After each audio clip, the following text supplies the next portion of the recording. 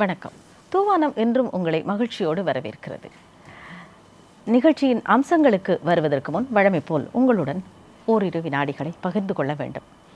எப்போதும் எல்லோரும் வெளிப்படையாக இருக்க வேண்டும் என்று நாங்கள் எதிர்பார்ப்பது தவறு. சில சந்தர்ப்பங்களில் எல்லோருடனும் சேர்ந்து நாங்கள் ஒத்துப்போகிற மாதிரி இருந்தாலும் கூட நாம் சில சமயங்களில் சில விடயங்களில் ஒத்துப்போக முடியாதவர்களாக இருக்கிறோம். அது தவறா அல்லது அது சரியா என்கின்ற கேள்வி ஒரு புறம் இருக்க, அதற்கு ஒரு சின்ன கதையை உதாரணமாக சொல்கிறோம். ஒரு வைத்தியர் 100க்கும் மேற்பட்டவர்களை வைத்துக்கொண்டு சொல்கிறார், ஒரு சிறுநீரகம் தேவைப்படுகிறது. இந்த சிறுநீரகத்தை நீங்கள் கொடுப்பதன் மூலம் ஒருவருடைய உயிரை காப்பது மட்டுமல்ல, அந்த குடும்பத்துக்கு நீங்கள் மிகவும் நன்மை செய்தவர் ஆவீர்கள். அது மட்டுமல்ல, உங்களுக்கு ஒரு புண்ணியமும் கூட என்று பலவிதமாக அதை பற்றி அவர் சொல்கிறார். சொன்ன உடனேயே அந்த நூற்றுக்கணக்கானவர்களும் கையை உயர்த்துகிறார்கள். நான் தருகிறேன், நான் தருகிறேன், நான் தருகிறேன் என்று. வைத்தியர் சொல்கிறார், இல்லை, நீங்கள் அத்தனை பேரும் தர வேண்டியதில்லை, ஒருவர் தந்தால் போதும். ஆனால் அந்த ஒருவரை எப்படி தெரிவு செய்வது? அது ஒரு பிரச்சனை இல்லையா? சரி, நான் இங்கே ஒரு இறகு, ஒரு சின்ன இறகை, ஒரு பறவையின் இறகை ஊதி விடுகிறேன். அந்த இறகு யார் மேல் போய் ஒட்டிக்கொள்கிறதோ அல்லது யார் மேல் படுகிறதோ அவர் இந்த சிறுநீரகத்தை அன்பளிப்பாக தர முன்வரலாம் என்று சொல்லிவிட்டு வைத்தியர் அந்த இறகை ஊதி விடுகிறார். அது சுழன்று கொண்டே இருக்கிறது.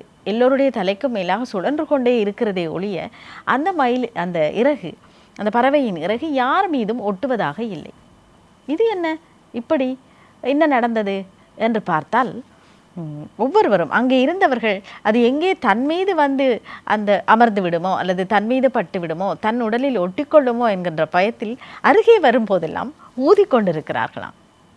ஆக எல்லோரும் சொல்கிறார்களே, அவர் சொல்லிவிட்டாரே என்பதற்காக கையை தூக்கினாலும் யாரும் இதற்கு முன்வரவில்லை. அதை செய்வதற்கு அவர்களுக்கு விருப்பமில்லை. ஆக அங்கே சுயநலம் இருக்கிறது என்றாலும் கூட சில சமயங்களில் இது சரியா பிழையா என்று நாங்கள் யோசிக்க முடியாது. அது அவரவருடைய சந்தர்ப்பத்தை பொறுத்ததாக அமைகிறது. பொழுதே போதவில்லை என்று அங்கலாய்ப்பவர்களும் இருக்கத்தான் செய்கிறார்கள். பொழுதே போகுதில்லை என்று அங்கலாய்ப்பவர்களும் நிறைய பேர் இருக்கிறார்கள். எப்படி பொழுது போக வேண்டும் என்று விரும்புகிறீர்களோ தெரியாது. ஆனால் சிலர் எப்போதும் இந்த கலை இலக்கியங்களில் ஈடுபாடுள்ளவர்களாகவே இருக்கிறீர்கள். படைத்ததை படிப்பது ஒரு புறம், படைப்பது என்பது இன்னொரு புறம். இந்த படைப்பது என்று சொல்லுகின்ற போது சிறந்தவற்றை, தான் அனுபவித்தவற்றை, தான் எதையெல்லாம் மற்றவர்களுக்கு சொல்ல வேண்டும் என்று நினைக்கிறாரோ ஒருவர், அதனை மற்றவர்களுக்கு தருவதை சிறந்த படைப்பாக கொண்டு செயற்படுகின்ற போது அது நம்மால் வரவேற்கப்படுகிறது. அந்த செயல் மட்டுமல்ல, அவர்களும் கூட நம்மால் வரவேற்கப்படுகிறார்கள். அத்தகு படைப்பாளிகளை அழைத்து வந்து அவர்களோடு உரையாடி அதன் மூலம் நீங்கள் பெற்றுக்கொள்ளும் அறிவை இன்னும் வளரச் செய்வதுதான் இந்த பட்டறையின் நோக்கமாக இருக்கிறது என்பது உங்களுக்கு தெரியும். அந்த நோக்கத்தை நிறைவேற்றுவதற்காக இன்றும் உங்களை நாங்கள் பட்டறைக்கு அழைத்துச் செல்கிறோம்.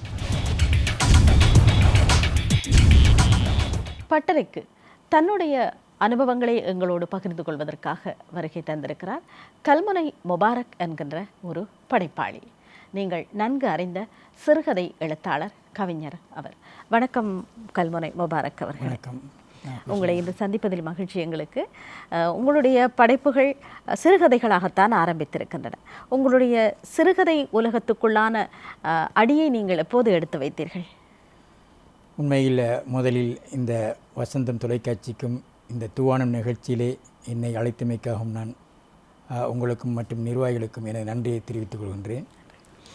பொதுவாக என்னுடைய சிறிய வயது முதலே நிறைய வாசிப்பிலே எனக்கு அக்கறை இருந்தது.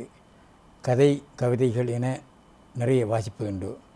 அந்த வகையில் என்னுடைய 14 வயது முதலே நான் சிறிய, அந்த நாளில் மிகவும் பிரபல்யமாக இருந்த புது கவிதைகளை எழுத ஆரம்பித்தேன். அத்தோடு அன்று வெளிவந்த மாணிக்கம், மதனம் போன்ற சஞ்சிகைகளில் சிறுகதைகளையும் கூட எழுத ஆரம்பித்தேன். அவ்வாறு எழுதி கொண்டிருக்கின்ற பொழுதுதான் 1976ஆம் ஆண்டு தினகரன் வாரமஞ்சலில் என்னுடைய முதலாவது சிறுகதை வெளியாகியது. அதாவது ஏற்கனவே சின்ன சின்ன குட்டி கதைகளாக எழுதி கொண்டிருந்தேன். பின்னர் 1986ஆம் ஆண்டு தான் ஒரு சிறுகதை வடிவத்திலே தினகரன் வாரமஞ்சலிலே வெளிவந்தது. அது முதற்கொண்டு சிறுகதை எழுதுவதிலே எனக்கு ஒரு ஆத்ம திருப்தியும் ஒரு அளவு கடந்த ஒரு ஆனந்தமும் அதில் இருப்பதை கண்டிருக்கின்றேன். கவிதைகளோடு ஆரம்பித்தீர்கள். சிறுகதையில் ஆர்வம் வந்ததும் கவிதைகளை அப்படியே நிறுத்திவிட்டீர்களா? நிறுத்தவில்லை. கவிதையிலும் உண்மையிலே சொல்லப்போனால் நாங்கள் சொல்ல வருகின்ற விஷயத்தை சுருக்கமாக மக்களுக்கு சொல்லக்கூடிய ஒரு விஷயம்தான் கவிதை. அதனால் கவிதையை நாங்கள் கடைசி வரைக்கும் விடவில்லை. இன்று வரை கவிதை எழுதி கொண்டு தான் இருக்கின்றேன். ஆனால் சிறுகதை என்பது மிகவும் நேரம் எடுக்கும். ஒரு கதையை வடிவமைப்பதற்காக வேண்டி நிறைய நேரம் காலதாமதம் ஏற்படும். அதனால் உண்மையிலேயே கவிதை என்பது, அதுவும் புதுக்கவிதை என்பது, நாங்கள் சொல்ல வருகின்ற விஷயத்தை மிகவும் நேரடியாகவும் நேர்த்தியாகவும் சொல்லக்கூடிய ஒரு வசதி இருக்கின்ற காரணத்தினால் கவிதை எழுதுவதை விடவில்லை நான். உங்களுடைய படைப்புகள் பல இங்கே இருக்கின்றன. இலங்கையின் இஸ்லாமிய இயக்கங்கள், அது ஒரு ஆய்வு கட்டுரை போல அமைந்திருக்கிறது. அது மட்டுமல்ல, பத்திரிகை, சஞ்சிகைகள் என்று நீங்கள் பலவற்றை வெளியிட்டிருக்கிறீர்கள். அவளுக்கும் ஒரு வாழ்வு சிறுகதை தொகுப்பு, உங்களுடைய சிறுகதை தொகுப்பு கடந்த வருடம் வெளிவந்திருக்கிறது. இதிலேயே சுமார் 18 சிறுகதைகள் அடங்கி இருக்கின்றன. இந்த 18 சிறுகதைகளும் நீங்கள் ஏற்கனவே பத்திரிகையில் எழுதியவை தானா? ஆமாம். பத்திரிகைகளில் இலங்கை பத்திரிகைகள் அதிகமாக அனைத்து கதைகளும் இலங்கை பத்திரிகைகள் வெளிவந்தவை. இந்த 18 சிறுகதைகள் மட்டுமல்ல, நீங்கள் இன்னும் ஏராளமான சிறுகதைகளை எழுதியிருக்கிறீர்கள். இந்த 18 கதைகளை இதற்கென்று நீங்கள் எப்படி தெரிவு செய்தீர்கள்?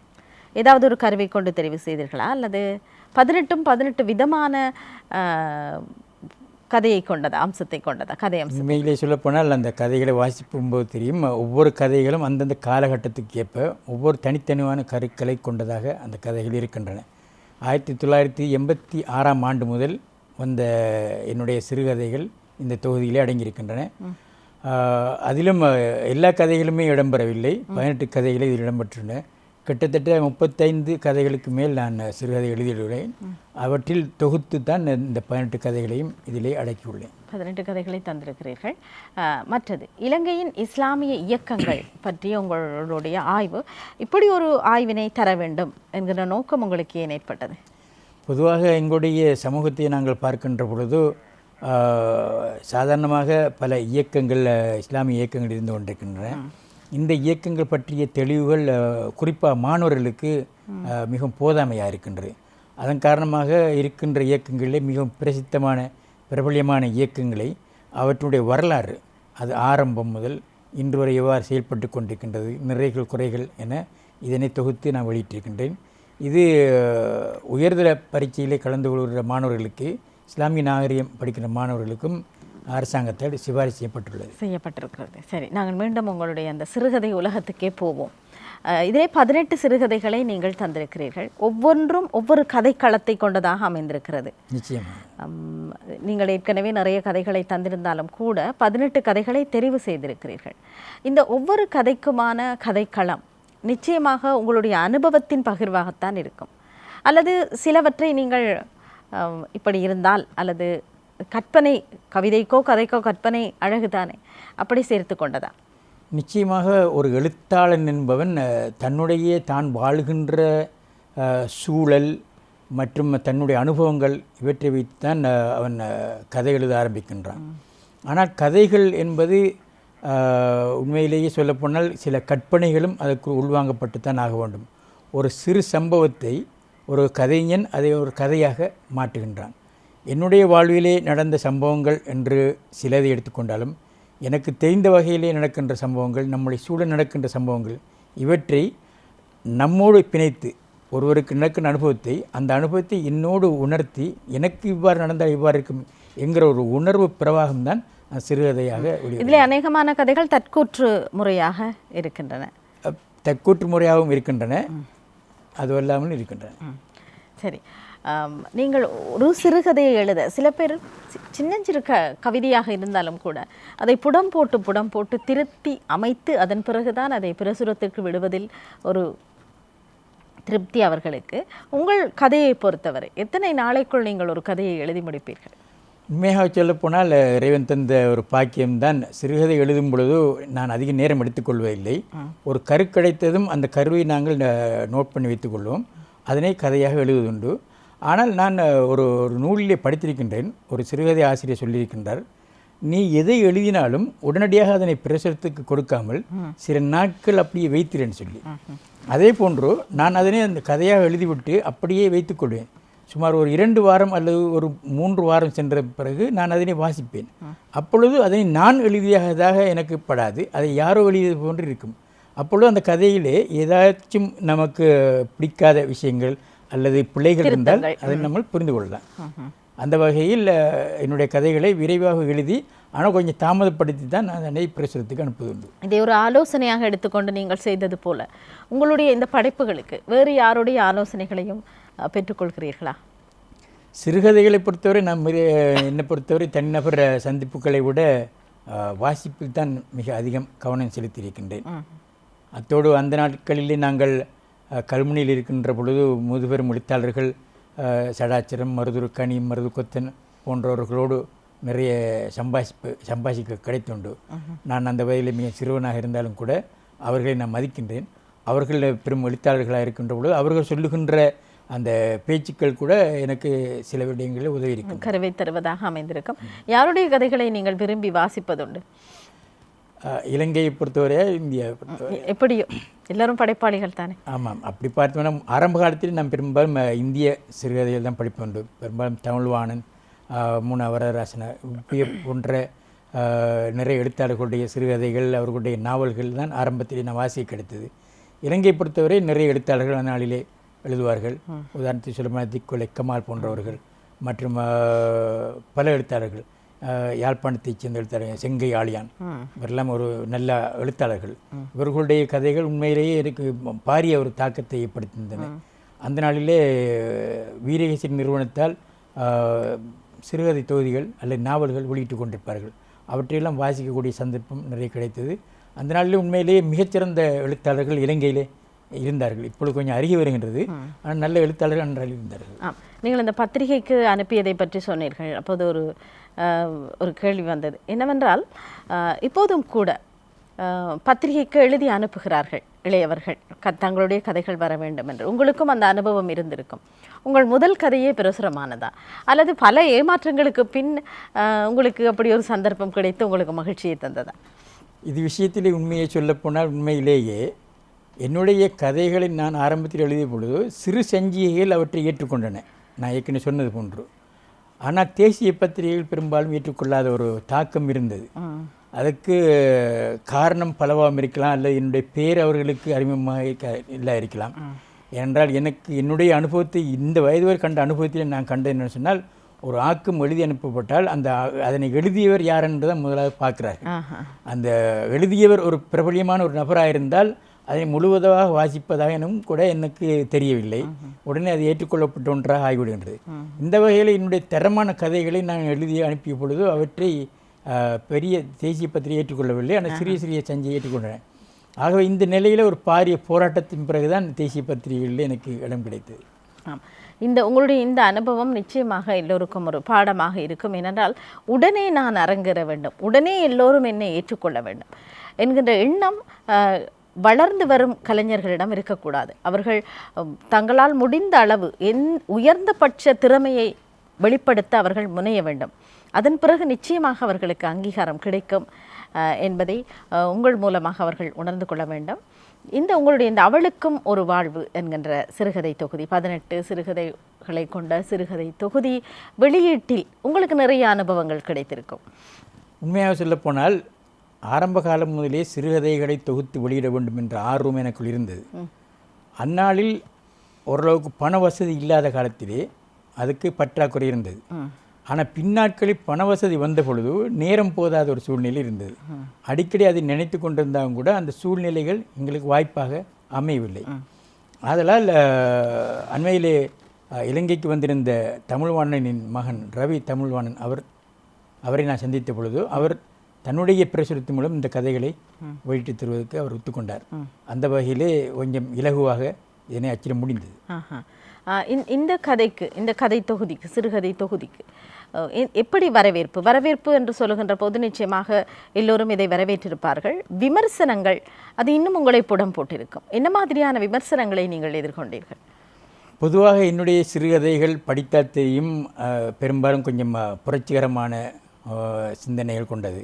சமூகத்திலே புரையோடி போயிருக்கின்ற சில தவறான விஷயங்களை நான் சிறுகதை மூலம் சொல்லி காட்டுகின்ற காரணத்தினால் அந்த கதைகள் பத்திரிகையில் வந்த பொழுதே நிறைய விமர்சனங்களை நான் முகம் கொடுத்திருக்கின்றேன். அதே போன்று இது புத்தகமாக வந்த பொழுது, இப்பொழுது வந்த பொழுது அந்த விமர்சனங்கள், அதாவது அந்த அந்த கதைகளுக்குரிய கடுமையான விமர்சனங்களை விட இப்பொழுது ஒரு பாராட்டுத்தனமான ஒரு விமர்சனங்கள் வந்து கொண்டிருப்பதன் மூலம் மக்களுடைய சிந்தனையிலும் அறிவிலும் நிறைய மாற்றம் வந்திருக்கிறதா நான் காணுகின்றேன். சரி, உங்களுடைய பத்திரிகை துறை அனுபவத்துக்கு வருவோம். அந்த அனுபவத்தை எங்களோட பகிர்ந்து கொள்ளுங்கள். எப்படி உங்களுக்கு இதிலே நாட்டம் வந்தது? உங்களோட முக்கிய குறிக்கோள் எதுவாக இருந்தது பத்திரிகையை பொறுத்தவரை? நான் ஏற்கனவே கூறினேன், எனக்கு கிட்டத்தட்ட 13 வயது இருக்கும் பொழுதே வாசிப்பில் நிறைய ஆர்வம் இருந்தது. அந்த நாளிலே எனது சகோதரர், நான் நினைக்கிறேன் எனக்கு ஒரு 14 வயதாக இருக்கின்ற பொழுது, இப்பொழுது இருப்பது போன்றோ அச்சுக்கலையிலே நிறைய வசதி இருக்கவில்லை. அதனால் அந்த நாளிலே எனது சகோதரர் புதுவள்ளம் என்ற பெயரிலே ஒரு கையெழுத்து பத்திரிகை ஒன்றை நடத்தி கொண்டிருந்தார். ஒவ்வொரு மாதமும் அது கையெழுத்து பத்திரிகையாக பலரிடம் போய்கொண்டிருக்கும். அதிலே நானும் ஒரு உதவியாசிரியராக இருந்த காரணத்தினால் பத்திரிகை வெளியிட வேண்டும் என்ற ஆர்வம் இருந்தது. அத்தோடு நாங்கள் பார்த்த அந்த நாளிலே எழுத்தாளர்களுக்கு களம் இல்லாத ஒரு குறையாக இருந்தது.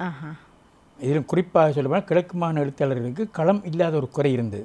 அந்த களத்தை உருவாக்க வேண்டும் என்பதற்காக அல் ஜசீரா என்கிற பத்திரிகையை ஒரு சஞ்சியாக நான் ஆரம்பித்தேன். அதில் இருக்கின்றது 83ஆம் ஆண்டு நான் ஆரம்பித்தேன். அதனை இடைக்கிடையாக இப்பொழுது அந்த அல் ஜசீரா பத்திரிகை நடத்தி கொண்டு 3 மாதங்களுக்கு ஒன்றாக. இந்த பத்திரிகையை நடத்துவது என்பது ஒரு இலகுவான காரியம் அல்ல. அதற்கு தகவல்களை திரட்டுவது உட்பட அதை குறிப்பிட்ட காலத்துக்குள் வெளியிட வேண்டும். அநேகர் இப்படி வெளியிட முடியாமல் திண்டாட வேண்டிய சூழ்நிலைக்கு ஆளாகிறார்கள். அது மட்டுமல்லாமல் பல விதமான விமர்சனங்களுக்கு முகம் கொடுக்க வேண்டிய நிலைமையும் கூட அவர்களுக்கு ஏற்பட்டிருக்கிறது. இந்த மாதிரியான அனுபவங்கள், அதாவது கசப்பான அனுபவங்கள் அல்லது மறக்க முடியாத அனுபவங்கள் இருந்தாலும் நீங்கள் எங்களோடு பகிர்ந்து கொள்ளுங்கள். நீங்கள் சொல்வது மிகவும் சரியான கூற்று. நாங்கள் அல் ஜசீரா பத்திரிகை ஆரம்பித்த பொழுது அதிலே வரக்கூடிய அனைத்து விடயங்களையும் அச்சகத்தை கொடுத்து விடுவோம். ஆனாலும் அவர்கள் நேர காலத்திலும் தரமாட்டார்கள். ஒரு மாதத்திலே வர வேண்டிய சில நேரம் 3 மாதம் அல்லது 4 மாதம் கூட எங்களுக்கு செல்லும். இந்த சூழ்நிலையிலே தான் நான் ஒன்றை கண்டுபிடித்தேன். நாமே அச்சுக்களை வாங்கி அச்சு கோர்த்தல் இப்பொழுது எப்படி இல்லை, அநேகமாக பழையவர்களுக்கு தெரியும். அச்சுக்களை கோர்க்கக்கூடிய கலையை நான் கற்றுக்கொண்டு அவற்றை வாங்கி நாங்களே அந்த மெட்டரை தயார் செய்து பிரஸுக்கு கொடுத்து அங்கு அச்சிட்டு எடுக்கக்கூடிய வசதியை அந்நாளில் பெற்றிருந்தோம். இப்பொழுது உண்மையிலேயே மிகவும் இலகுவாக இருக்கின்றது. கம்ப்யூட்டர் மூலம் அதனை மிக இலகுவாக தெரிந்து கொள்ளக்கூடிய, கம்ப்யூட்டர் மூலம் மிக இலகுவாக நாங்கள் பத்திரிகை தயாரிக்கக்கூடிய வசதி வாய்ப்புகள் இப்பொழுதுள்ள மக்களுக்கு கிடைத்திருக்கின்றது. சிறு வயதிலேயே, பாடசாலை பருவத்திலேயே நீங்கள் எழுத்திலே ஆர்வம் கொண்டவராக இருந்திருக்கிறீர்கள். உங்களுடைய பெற்றோரிடமிருந்து எப்படி வரவேற்பு கிடைத்தது? எனது தந்தை உண்மையிலேயே இறைவன் அவருக்கு உதவி செய்ய வேண்டும், நிறைய என்னுடைய ஆர்வத்துக்கு மிகவும் துணையாக இருந்தார்கள். எந்த அளவுக்கு என்று சொன்னால், என்னுடைய கவிதைகளை பார்த்து விட்டு ஒரு தடவை எனது தந்தை என்ன கூறினார், அந்நாளிலே மறைந்த தலைவர் அஷ்ரஃப் அவர்கள் ஒரு சிறுகதை எழுத்தாளராக இருந்தார். தரமான ஒரு சிறுகதை எழுத்தாளராகவும் கவிஞராகவும் இருந்தார். அப்பொழுது என்னை தந்தை எனக்கு செய்த உபதேசம், அவரோடு தொடர்பு வைத்துக் கொள்ளும்படியும் அவர் நல்ல எழுத்தாளர் என்றும் என்னை கொண்டு போய் அறிமுகப்படுத்தினார்கள். நானும் அஷ்ரஃபும் அடிக்கடி சிறுகதைகள் பற்றி நிறைய பேசுவோம். அவருடைய சிறுகதைகளும் எனக்கு மிகவும் உதவியாக இருந்தன. என்னுடைய இந்த சிறுகதை துறையிலே அவர் நிறைய எனக்கு உதவி செய்தார். வேறு உங்களுடைய இலக்கிய முயற்சிகள் அல்லது செயற்பாடுகள்? குறிப்பாக சொல்லப்போனால் இலக்கியம் என்பது என்னுடைய ஒரு உயிர் நாடி என்று தான் சொல்ல வேண்டும். சிறிய வயது முதலே அந்த என்னுடைய கவிதைகளினால் பல நல்ல விஷயங்கள் எனக்கு நடந்து இருக்கின்றன. பல ஏச்சு பேச்சுக்களும் வந்து தான் இருக்கின்றன. ஆனாலும் சமூகத்துக்கு நாங்கள் வாழுகின்ற பொழுது நாங்கள் எங்களுடைய சூழலில் நடக்கின்றவற்றை பார்த்து கண்மூடித்தனமாக நாங்கள் இருந்துவிட முடியாது. ஆகவே அந்த சூழலுக்கேற்ப நம்முடைய கருத்தை கட்டாயம் சொல்லத்தான் வேணும் என்பதிலே ஓரளவுக்கு ஒரு ஆத்ம திருப்தியை இந்த கதைகள் எனக்கு தருகின்றன. அநேகமாக இப்படி இந்த சில சமூக புரள்வுகளை அல்லது திருத்த வேண்டும் என்று நினைக்கின்ற விடயங்களை நீங்கள் முன்வைக்கின்ற போது அது அநேகமான எதிர்ப்புகளுக்கு ஆளாகி இருக்கும். அப்படியான சந்தர்ப்பங்கள், உங்கள் மனதை தாக்கிய சம்பவங்கள் ஏதேனும் இருந்தால் பகிர்ந்து கொள்ளலாம் எங்களோடு. நீங்கள் சுருக்கமாக சொல்லப்போனால் ஒரு கவிதை எழுதியிருந்தேன். அந்த கவிதை தினகரம் பத்திரிகையிலே வந்தது. நான் நினைக்கின்றேன் அப்பொழுது எனக்கு ஒரு 16 வயது தான் இருக்கும். இப்பொழுது இருப்பது போன்று இமெயில் என்கிற இதெல்லாம் இல்லை, தபாலிலே தான் கடிதம் வரும். அந்த கடிதத்துக்கு அந்த கவிதையில் தாக்கப்பட்ட ஒருவர் மிக மோசமாக எனக்கு ஏசி தபாலிலே கடிதம் போட்டிருந்தார். நான் பாடசாலைக்கு போய்விட்டு வருவதற்கு இடையில் கடிதம் வந்து விட்டது. அந்த காகிதம் எனது தாயின் கையில் கிடைத்து தந்தையிடம் ஒப்படைக்கப்பட்டு விட்டது. கடிதத்தை பார்த்த தந்தைக்கு மிகவும் ஒரு ஆத்திரமான ஒரு சூழ்நிலை. என்னுடைய கதைகள் என்னுடைய கவிதை எந்த அளவுக்கு தாக்கியிருக்கிறதுன்னு சொன்னால் அந்த மனிதருக்கு மிக மிக மோசமாக எனக்கு ஏசியிருந்தார். ஆனாலும் என் தந்தை அதை பார்த்து விட்டு நீயே படித்து போட்டு நீயே தீர்மானித்துக்கொள் சரிதானே என்று சொல்லி என்னை தந்து விட்டார்கள். அது இன்னமும் என்னுடைய நினைவில் இருக்கின்றது. அந்த கவிதையை பற்றி இங்கே சொல்ல முடியாது. அந்த கவிதையை தாக்கப்பட்ட நபர்களின் வசனங்களும் கூட சொல்ல முடியாது. அது உண்மையிலேயே இன்று வரை என்னுடைய மனதில் பயந்திருக்கின்றது. ஆனால் எனக்கு ஒன்று புரிந்தது, என்னுடைய கதைகள் நிச்சயமாக கதைகளாக இருக்கட்டும், நிச்சயமாக அவை பாரிய தாக்கத்தை ஏற்படுத்துகின்றன என்பதை எனக்கு அது புரிய வைத்தது.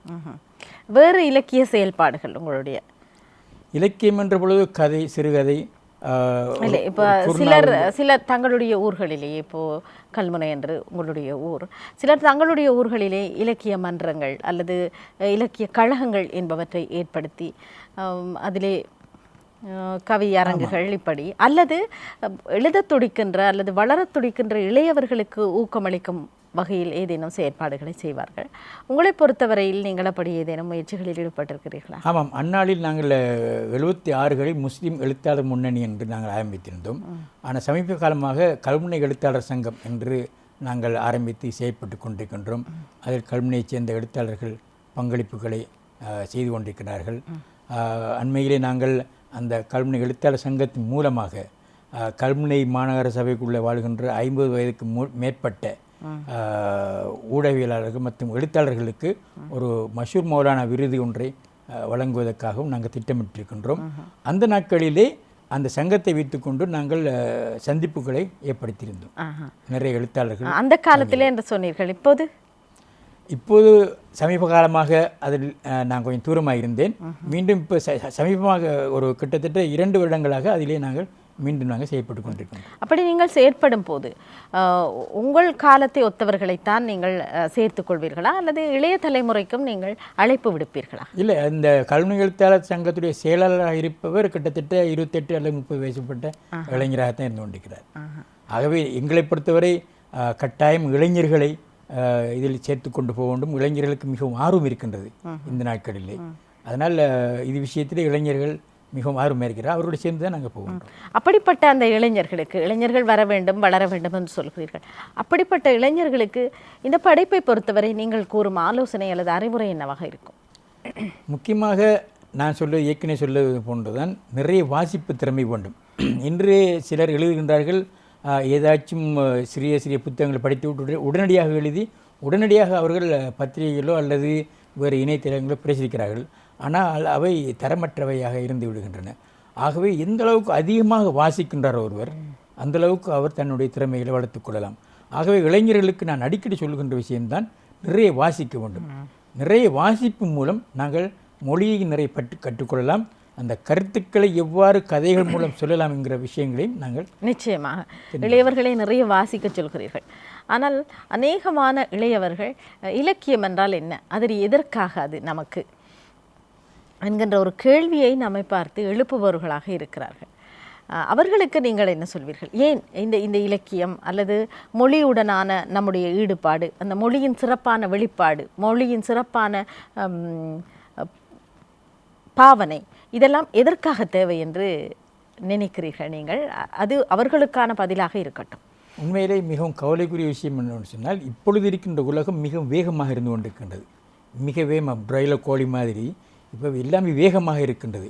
அதே போன்று பிரெய்லர் எழுத்தாளர் கூட வந்து விட்டார்களோ என்று யோசிக்கிற அளவுக்கு இருக்கின்றது. மிகவும் வேகமாக எழுத ஆரம்பிக்கின்றார்கள். ஆகவே நாங்கள் சொல்லுகின்ற ஒரு விஷயம்தான், ஏற்கனவே நான் சொன்னது போன்று நாங்கள் நிறைய வாசிக்க வேண்டும். அனுபவம் உள்ள எழுத்தாளர்களோடு தொடர்புகளை வைத்துக் கொள்ள வேண்டும். அந்த தொடர்புகளின் மூலம் அவர்களுடைய ஆலோசனைகள் எங்களுக்கு மிகவும் உதவும். இதில் இன்னும் ஒன்று சொன்னால், நிறைய பேர் கணினி மூலமே வாசிப்பை வைத்து கொண்டிருக்கிறார்கள். ஆனால் என்னுடைய அனுபவம் என்னென்னு சொன்னால், எழுத்துறையில் உள்ள அச்சுருவில் உள்ள புத்தகங்களை வாசிப்பதனால் அது எங்களுடைய மனதிலும் மூளையிலும் பதிகின்றது. ஆனால் கணனியில் வாசிப்பதன் மூலம் அவ்வளோ பதிவு இருப்பதாக எனக்கு தெரியவில்லை. ஆகவே அவசியம் நாங்கள் பழைய நாவல்கள் சிறுகதைகளை நாங்கள் வாசிக்க வேண்டும். இப்பொழுது அவை கணனில் கிடைத்தாலும் என்னை பொறுத்தவரை நூலுருவில் உள்ள நாவல்களை வாசிப்பது மிகவும் நல்லது என்று நினைக்கிறேன். நீங்கள் சொல்கிறீர்கள் அந்த திரையிலே பார்ப்பதை விட நாங்கள் ஒரு ஏட்டிலே படிக்கின்ற போது அது இன்னும் காத்திரமான உணர்வை ஏற்படுத்தும் என்று சொல்கிறீர்கள். நிச்சயமாக ஒரு குறுந்திரைப்படம் போன்றவை திரையிலே பார்க்கின்ற பொழுது மனதிலே பதியும்.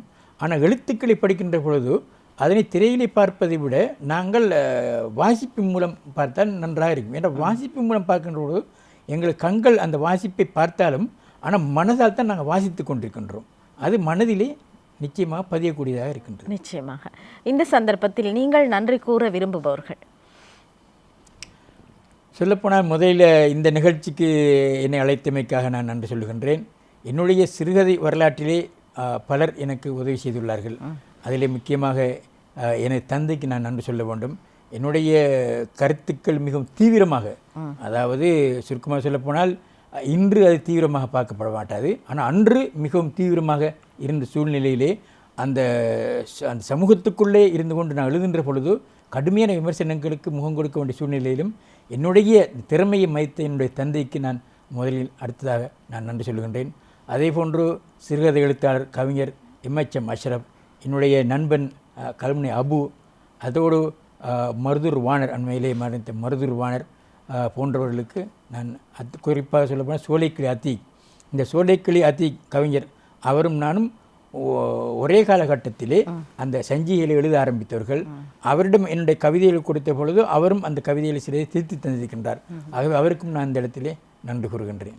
உங்களுக்கும் நாங்கள் நன்றி கூற வேண்டும். உங்களுடைய அனுபவங்களை நீங்கள் எங்களோடு பகிர்ந்து கொண்டீர்கள்.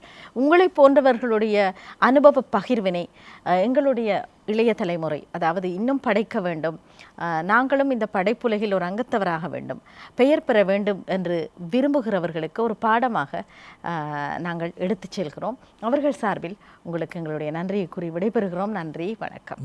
நன்றி, வணக்கம். இன்று நாங்கள் பட்டறைக்கு அழைத்து வந்த அதிதி கல்முனை முபாரக் என்கின்ற எழுத்தாளர், படைப்பாளி, கவிஞர்.